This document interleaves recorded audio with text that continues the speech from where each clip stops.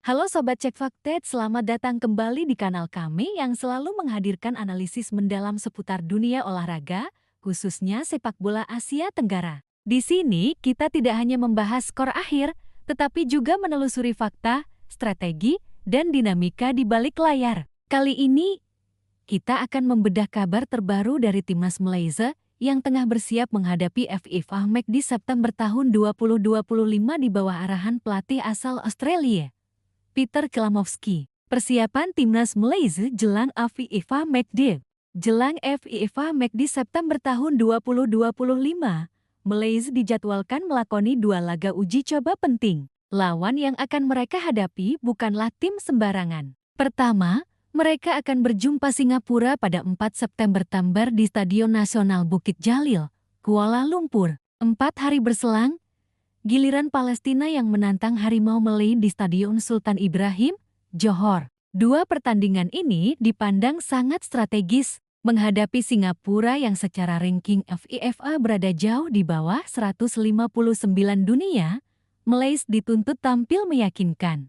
Laga tersebut ibarat pemanasan yang juga syarat gengsi, mengingat rivalitas panjang kedua negara serumpun di kancah sepak bola Asia Tenggara. Sementara itu, Palestina yang kini menempati posisi ke-98 dunia adalah lawan tangguh. Tim asuhan Makram Dabob dikenal disiplin dan solid di lini pertahanan. Menghadapi Palestina akan menjadi ujian nyata bagi Malaysia sebelum masuk ke pertandingan yang lebih krusial di kualifikasi Piala Asia ke-2027. Skuad belum diumumkan. Mengapa? Hingga artikel ini ditulis, kurang dari 2 pekan sebelum pertandingan, pelatih Peter Kelamovski belum juga merilis daftar pemain yang akan dipanggil. Hal ini menimbulkan banyak spekulasi di kalangan penggemar dan media. Namun, Kelamovski punya alasan yang cukup logis. Menurutnya, masih terlalu dini menentukan skuad final. Ia ingin memastikan bahwa para pemain, baik yang bermain di liga domestik maupun di luar negeri, benar-benar berada dalam kondisi puncak sebelum dipanggil.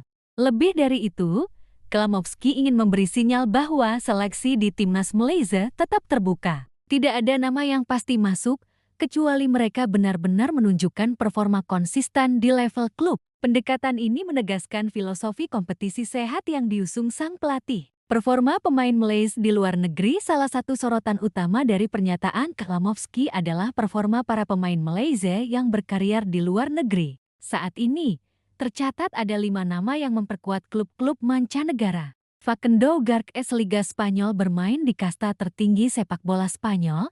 Garces menunjukkan kemampuan bertahan yang solid. Meski bukan pilihan utama di setiap laga, menit bermain yang ia peroleh menjadi modal berharga. Rodrigo Holgado Liga Kolombia striker yang dikenal tajam ini mulai menemukan ritme permainan di Amerika Selatan. Kemampuannya dalam duel udara dan insting mencetak gol membuatnya tetap relevan di skuad Harimau Malay. Imanol Machuca Liga Argentina. Pemain sayap ini dikenal dengan kecepatan dan kreativitas. Bermain di kompetisi sekelas Liga Argentina membuat Machuca terbiasa menghadapi tekanan tinggi, sesuatu yang bisa jadi senjata Malaysia saat melawan tim kuat Asia. Gabi Palermo Liga Spanyol Divisi 2. Meskipun hanya berkiprah di Divisi 2, Palermo tetap mendapat pengalaman kompetitif. Level intensitas permainan di Segunda División Spanyol cukup tinggi dan bisa membentuk ketahanan fisik maupun mental pemain. Diuncles Liga Jepang.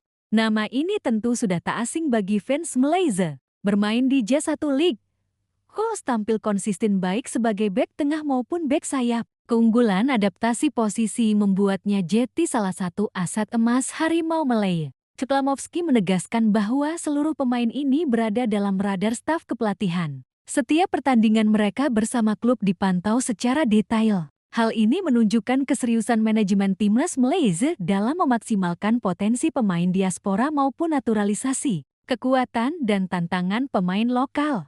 Di luar pemain luar negeri, Malaysia tetap bertumpu pada pemain lokal yang berkiprah di Liga Super Malaysia. Nama-nama seperti Safawi Rashid, Arif Aiman, dan Syamarkati Aba diyakini masih akan mendapat tempat. Namun, tantangannya adalah menjaga konsistensi. Liga domestik Malaysia kerap dikritik karena kualitas persaingan yang belum stabil. Beberapa pemain tampil impresif di klub, tetapi kesulitan menjaga performa saat membela timnas. Ceklamovski tampaknya ingin mengubah stigma ini dengan menerapkan standar tinggi. Pemusatan latihan bulan September disebutnya sebagai ajang pembuktian siapa yang benar-benar layak mengharumkan nama negara. Strategi Klamovski membangun identitas baru sejak ditunjuk menjadi pelatih. Peter Klamovski berkomitmen membangun identitas permainan Malaysia yang lebih modern. Sebagai mantan asisten Ange Postecoglou di Jepang, ia dikenal sebagai pelatih yang mengutamakan pressing agresif, sirkulasi bola cepat, dan fleksibilitas taktik. Dalam konteks FIFA Match nanti, menghadapi Singapura bisa dijadikan ajang uji coba formasi menyerang. Sementara melawan Palestina akan lebih fokus pada disiplin bertahan dan transisi cepat. Jika berhasil menemukan keseimbangan, Malaysia bisa melangkah percaya diri ke kualifikasi Piala Asia ke 2027. Kualifikasi Piala Asia 2027. Agenda utama FIFA Match di September bukanlah tujuan akhir, melainkan bagian dari persiapan panjang. Malaysia sudah menatap jadwal padat di kualifikasi Piala Asia 2027 banding 9 dan 14 Oktober tahun 2025. Malaysia vs Laos, 18 November tahun 2025. Malaysia vs Nepal, 31 Maret tahun 2026. Malaysia vs Vietnam saat ini, Malaysia memimpin klasemen sementara grup F dengan 6 poin, unggul 3 poin dari rival utama, Vietnam. Kemenangan atas Laos dan Nepal bisa memastikan langkah Malaysia lebih awal menuju putaran selanjutnya. Namun, laga melawan Vietnam pada Maret tahun 2026 diprediksi menjadi partai penentu. Rivalitas Malaysia-Vietnam di level Asia Tenggara selalu menghadirkan intensitas tinggi, reaksi publik dan harapan fans. Ketidakpastian soal skuad sempat membuat sebagian fans gelisah. Namun, mayoritas tetap optimis setelah melihat pernyataan Klamovski yang menegaskan performa pemain luar negeri. Di media sosial, sejumlah supporter Malaysia mengungkapkan harapan agar para pemain diaspora benar-benar diberi peran penting. Mereka juga mendesak agar pemain lokal tidak sekadar jadi pelengkap, melainkan diberi kesempatan berkembang. Ekspektasi ini menambah tekanan tersendiri bagi Klamovski. Namun, pelatih berusia 46 tahun itu tampak cukup tenang. Ia lebih memilih fokus pada proses, bukan sekadar hasil instan. Analisis, apa yang bisa kita harapkan? Pertahanan solid dengan Dion Coles. Lini belakang Malaysia kemungkinan besar akan dipimpin Dion Coles. Kehadirannya memberi rasa aman karena sudah terbukti di level internasional. Kreativitas dari Emmanuel Mechuka, pemain sayap asal Argentina ini, bisa jadi pembeda. Jika diberi kebebasan, ia bisa menciptakan peluang dari situasi sulit. Ujian ketajaman Rodrigo Holgado. Malaysia membutuhkan striker yang bisa menuntaskan peluang. Holgado adalah kandidat utama, meski adaptasinya dengan sistem Klamovski masih perlu waktu. Rivalitas dengan Singapura meski di atas kertas unggul, Malaysia tak boleh lengah. Laga melawan Singapura selalu penuh kejutan dan syarat emosi. Palestina sebagai barometer. Jika mampu tampil solid melawan Palestina, Malaysia bisa melangkah lebih percaya diri menghadapi Vietnam tahun depan. Demikian ulasan mendalam tentang persiapan timnas Malaysia jelang FIFA Match di September tahun 2025.